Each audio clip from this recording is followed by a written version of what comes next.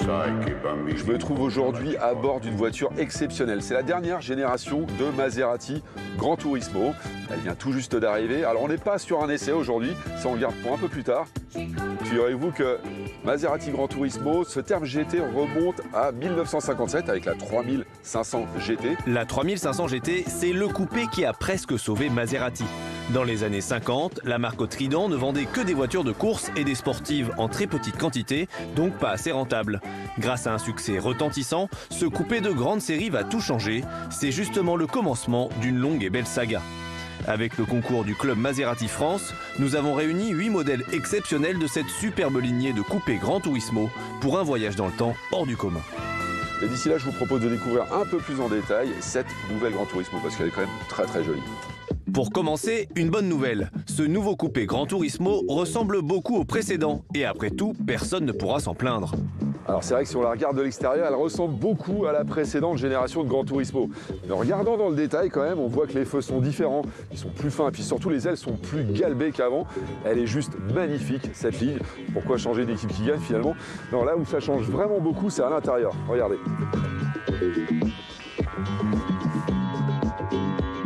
Au niveau de l'intérieur, c'est très simple. On est sur une petite révolution. On a beaucoup d'inspiration du grès calais qui est arrivé il y a quelques mois sur le marché. Et je trouve qu'au niveau des matériaux, on a fait un vrai bond en avant. C'est tout simplement magnifique en termes de présentation. Et puis d'un point de vue technique, c'est vrai qu'au niveau techno, on a vraiment évolué également. Parce qu'on a enfin un système d'infodivertissement qui est au niveau d'une voiture de cette gamme. Et en fait, on aimerait bien l'essayer, hein, mais ça, ce sera pour plus tard dans Direct Auto. Et oui, pour le moment, retrouvons nos perles rares. Réunis au domaine du Tremblay, ces 8 coupés d'exception ont tous un point commun, un propriétaire totalement amoureux. Justement, celui de la 3500 GT s'appelle Luc, et on comprend vite les raisons pour lesquelles il s'est laissé envoûter. Je suis tombé sous le charme de cette 3500 qui pour moi représente vraiment le summum de la classe et de l'élégance italienne des années 60. Quand vous faites le tour de la voiture, vous voyez ces lignes, vous dites c'est formidable, c'est superbe. Et c'est comme ça que j'ai été amené à acheter cette voiture. Pour moi, c'est pas un placement. C'est vraiment un plaisir avant tout. De pouvoir l'utiliser, pouvoir circuler à droite à gauche, faire des grands voyages, c'est fabuleux. Regarder un compte bancaire, ça n'a aucun intérêt. Regarder cette voiture, c'est superbe. C'est parti pour une mini balade à bord de la belle. Voilà, quand on entend ce bruit, c'est que c'est bon. Spécifique, ouais. Moteur Maserati. Ça, c'est avec celle-là que tout a commencé en fait au niveau des Gran Turismo. C'est la première fois que Maserati construit une voiture en autant d'exemplaires. C'est ça. Il y en a eu combien? Presque 2000? 1950. Alors presque 51, 52, 53, on ne sait pas, mais oui. Moins de 2000. Moins de 2000, ce qui était énorme pour l'époque. Énorme, parce que c'était la première, ouais. Sans ça, Maserati construisait une vingtaine, une trentaine de voitures. Et encore, c'était déjà pas mal, puisque c'était des voitures de course à l'origine. Ouais. Donc c'était exemplaire unique parfois. Et en fait, Maserati, comme ils ne savaient faire que des voitures de course, ils ont pris le moteur de la 350S et ils ont habillé le châssis par Touring. Touring, ce nom vous dit sans doute quelque chose. Basé à Milan, ce carrossier, spécialisé dans l'aluminium, a réalisé des œuvres d'art jusqu'en Angleterre. Et parmi elles, on compte notamment des Aston Martin DB4 et DB5 au tout début des années 60 et même aujourd'hui encore l'actuel DBS. C'est vrai que la ligne est superbe, mais une fois qu'on est à l'intérieur, on a envie d'y rester et de parcourir de longs trajets. C'est ça, on retrouve cette élégance qui est typique à pas mal de voitures dans les années 50, mais là on sent qu'on est vraiment dans quelque chose de très très haut de gamme. À l'époque, c'était une voiture de luxe qui concurrençait allègrement les Ferrari. Et certaines Maserati d'ailleurs valaient plus cher que des Ferrari. Ce moteur est un 6 cylindres en ligne de 220 chevaux. C'est d'ailleurs ce bloc que l'on retrouve en 1963, sous le capot du coupé Sebring. Même s'il reprend d'autres éléments au 3500 GT, ce coupé se veut plus moderne et plus performant. Elle est construite sur un châssis raccourci, le châssis du Spider, qui donne une voiture plus maniable, plus compacte, avec des performances à la clé. On est sur un 3,5 litres de 230 chevaux, boîte 5 vitesses et 230 km/h de vitesse de pointe. Le coupé Sebring s'est écoulé à 591 exemplaires. Il est donc plus rare. Dans un état parfait, comptez le prix de 2 Gran Turismo neuves. À la même période, le constructeur enchaîne avec un autre coupé, le dernier équipé du 6 cylindres en ligne maison. C'est la Mistral, dont nous avons ici un exemplaire dans un état exceptionnel. Il est dessiné par le designer Pietro Frua, à qui l'on doit également la première berline quattroportée. C'est vrai que c'est souple. Alors là, on est sur le dernier 6 cylindres en ligne qui a été fait en fait sur les... Exactement, le dernier 6 cylindres en ligne de chez Maserati, la dernière évolution en 4 litres.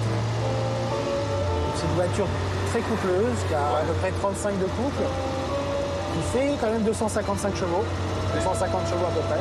On est en 1968, enfin celle-ci est de 68, c'est ça? 68, la dernière année de la Mistral, et un des 15 derniers modèles. C'est une voiture que j'ai connue depuis tout petit.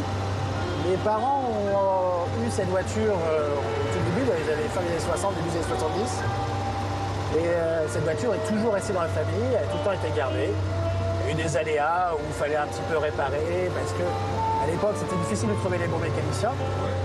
Elle est sortie de restauration exactement il y a 15 ans, où on a tout refait, la voiture de A à Z, en gardant ce qu'on pouvait garder. On a refait la carrosserie, tout a été refait en France, 300 heures de tôlerie, sur la carrosserie qui est toute aluminium. On a refait le moteur et on a remis en état ces deux véhicules qui roulent maintenant régulièrement. Et donc elle est dans la famille depuis plus de 50 ans maintenant. D'accord, c'est génial. J'ai dessiné cette voiture et j'appelais ça la voiture d'Olivier. Ouais. Et en fait, comme un atavisme, en fait, mes enfants, je suis jeune, hein, qui ont 8 ans et 10 ans, j'ai surpris mon fils récemment en train d'essayer de la redessiner sans modèle, de mémoire, donc ça se transmet de génération en génération. On sent une évolution au niveau du freinage, pas trop de la direction parce que c'est quand même, c'est assez... Faut avoir des bras. Faut avoir les bras. Faut avoir des bras, hein. Ouais. Mais par contre, freinage et tout, on sent que là, voilà, c'est une voiture qui évolue, guidage de boîte aussi. Et puis le moteur est plus vif que... Enfin voilà, on sent que le 600 ligne a plus de patates, hein, c'est indéniable. C'est une injection Lucas. Ouais. 4 freins à 10, double circuit de freinage. Ouais, ça se sent tout de suite. C'est beaucoup plus direct en freinage. C'est très agréable. Alors cette voiture, vous l'avez aperçue en direct auto, c'était il y a 2 ans, lors d'un reportage saga sur les quattroportés. Et elle était dans un garage en révision à l'époque, c'était ta voiture. Oui. Et donc ça s'appelle l'atelier classique, c'est ça? Exactement. Pour entretenir ces trésors, il faut un spécialiste de Maserati classique. À Baillet en France, on retrouve Jérémy. J'adore la Mistral, pour moi c'est une voiture qui est fabuleuse. Après non, voilà, on peut que craquer quoi. Jérémy entretient toutes les GT Maserati, qui lui donnent tout de même du fil à retordre. Sur les entretiens, elles ont toutes des petits soucis, ce qui est normal. Ça reste des Maserati et des petits soucis de problèmes de faisceaux électriques, beaucoup. Très souvent au niveau des feux, tu fais à l'avant, ça déconne. Tu répares, t'as à gauche ou à droite, à l'arrière qui ne fonctionne plus. C'est toujours les mêmes problèmes quoi. Le V8 reste quand même assez fiable, franchement. Même le 6 en ligne, ça reste comme des blocs assez fiables. Si c'est entretenu correctement, c'est pareil. Mais une fois bichonnés, on leur pardonne tout. Ah, c'est un esprit, c'est une conduite.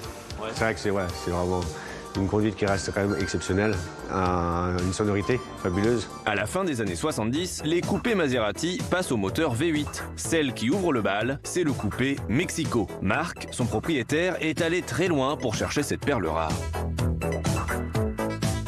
J'ai trouvé celle qui cochait toutes les cases aux États-Unis, donc je l'ai fait rapatrier. C'est une voiture qui est restée pendant 45 ans dans la même famille, qui était d'origine italienne, donc il n'avait pas tout l'équipement américain. Seulement 482 exemplaires pour le Mexico et une puissance allant jusqu'à 290 chevaux. Imaginez 250 km/h en vitesse de pointe et seulement 6 secondes 5 sur un 0 à 100, il y a tout juste un demi-siècle, c'était un missile. Et celui qui fête ses 50 ans cette année justement, c'est le coupé Khamsin. Il est dessiné par Marcello Gandini, l'auteur notamment de la Lamborghini Countach. Son propriétaire Gilles se souvient très bien de sa première rencontre. Ce choix-là, c'est 1973, Salon de l'Auto, porte de Versailles à Paris, sur le stand Maserati. Et c'est un espèce de tsunami esthétique, émotionnel quand j'ai vu cette voiture. C'est des voitures complexes, hein. C'est les Maserati de l'époque Citroën, donc il y a des technologies Citroën. C'est complexe, mais c'est aussi pour l'époque extrêmement novateur. Cette voiture avait par exemple, il y a 50 ans déjà, la direction assistée, la climatisation. Voilà. Alors en fait, si on parle de modernité chez Maserati, en fait, ça remonte au coupé 3200 GT. On est à la fin des années 90. On va le retrouver aussi celui-là parce que franchement, il a représenté ce coupé, le renouveau de la marque il y a à peu près 25 ans. En 1998, le coupé 3200 GT crée la révolution chez Maserati, aussi bien pour sa modernité que sa ligne. C'est un coup de cœur surtout sur la ligne de la voiture en fait, qui est quand même assez particulière. Et pour cause, le design fait table rase de tout ce qui a pu exister chez le constructeur. Ce qui caractérise le plus cette auto, ce sont les feux arrière en forme de boomerang. C'est aussi le dernier moteur V8 signé Maserati, juste avant que Ferrari prenne le relais. Il s'agit d'un 3,2 litres biturbo. C'est vrai qu'en termes d'agilité, ça n'a rien à voir avec les anciennes. Hein. On sent que c'est beaucoup plus vif au niveau de la direction. Bon, on est vraiment dans l'ère moderne. Hein. On a changé d'époque par rapport au classique, c'est vrai. Ah oui, ça prend tout de suite, quoi. Ouais, ça y va. C'est énervé, quoi. Ouais. Il n'y a pas de mode sport encore ou ce genre de choses. Si, il y a un mode sport. Ah oui, d'accord. Ah, tu l'avais pas mis. Ok. Ah bah d'accord. Ok. On avait combien de chevaux là-dessus? 370.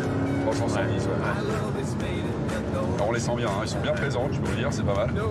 Et je crois qu'en termes de perf, on était 0 à 100, on était en dessous de 5 secondes. Ouais, en dessous de 5 secondes. Ouais. 285 chronos, je crois. Ouais, ce qui est bon pour l'époque. Ouais. C'était pas mal. C'est énorme. J'ai pas l'impression qu'elle ait 25 ans cette voiture. C'est vrai, elle est intemporelle un peu comme voiture. Bon, après, c'est des voitures qu'il faut quand même assez. Faut les entretenir. Bien sûr. Ah ouais, ça marche. Combien ça coûte une 3200 GT en bon état, hein, qui soit pas trop borné entre guillemets? Ouais, aujourd'hui, il faut compter 30 000 euros. Et oui, 30 000 euros pour cette œuvre d'art qui n'a été fabriquée que durant 3 ans. Si vous souhaitez accéder au rêve Maserati, il ne faut plus traîner. Car aujourd'hui, si la nouvelle Gran Turismo garde le même esprit, elle est bien entendu plus chère et son moteur a changé. C'est un V6 3 litres biturbo, il développe 550 chevaux pour 650 Nm de couple. Je veux dire que ça marche pas mal, on annonce quand même un 0 à 100 en 3 secondes 5, 320 km/h en vitesse de pointe. Mais ce qui est certain, c'est que la marque de Modène parvient à préserver tout son ADN, celui du grand coupé élégant, confortable et toujours plus rapide.